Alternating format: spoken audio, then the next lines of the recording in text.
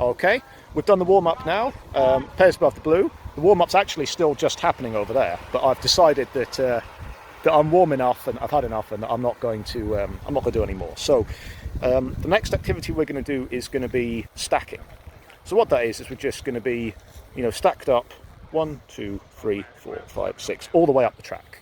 And as we get into the home straight, we're just going to do some little sprints for the line.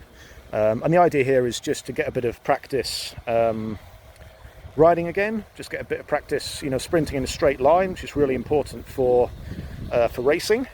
So now, because I'm a pure sprinter, I'm not good at doing repeated sprints. So I'm probably not going to be able to do very many of these, but I'll try and get a good 5 or 6 in, and then we'll have a little look at what the power files are and what the sort of requirements for this are.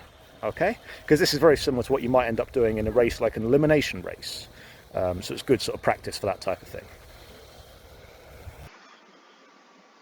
Okay, so here we are. Here we've got our power file from that exercise I was just describing. So it's relatively easy to see what we've got here. We've got a couple of little spikes and going around the bankings, and then every so often as we come into the home straight, I've got a big kick of power.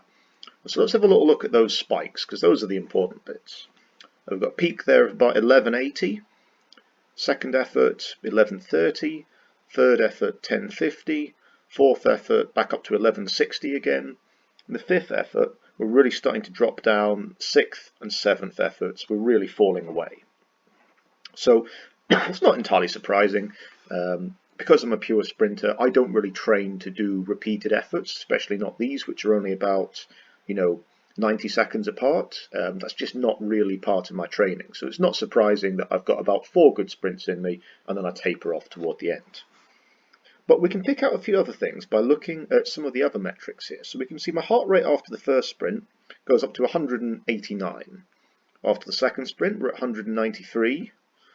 After the third sprint, we're peak at 194. Fourth sprint, we're up at 196.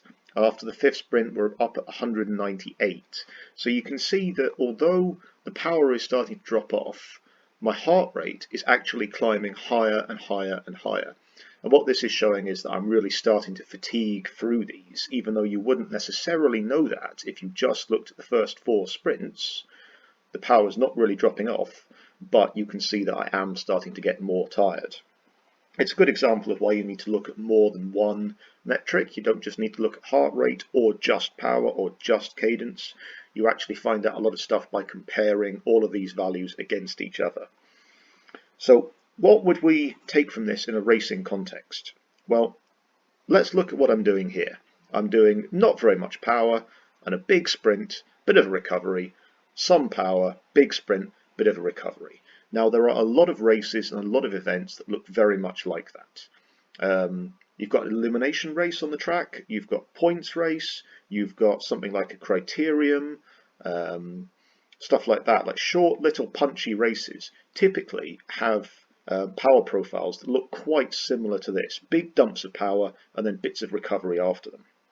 So what I can take from this in a practical sense is that I've got 4 really good high-powered sprints in me, and then I start to run out of gas. And that's the case if I've got some quite good levels of recovery.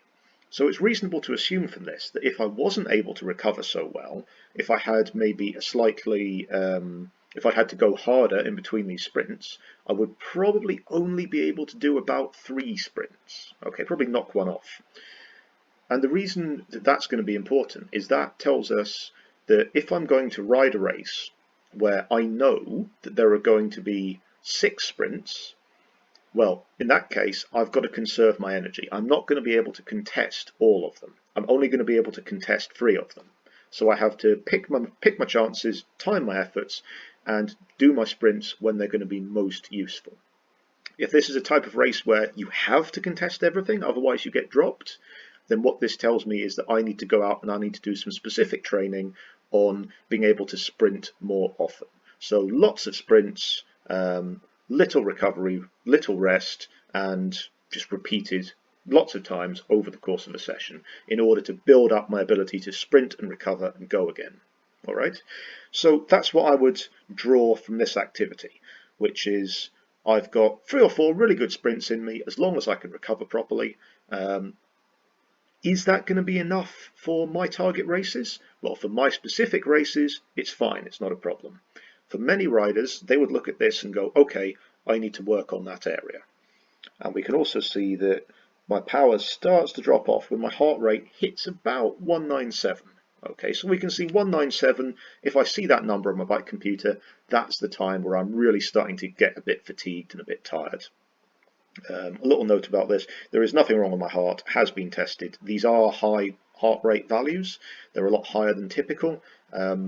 My heart just beats quite fast. Like I say, it's been tested, don't need to worry about me. Okay, as always, any questions you might have, pop them in the comments down below. If there's any type of activity you'd like me to cover or discuss, let me know about it.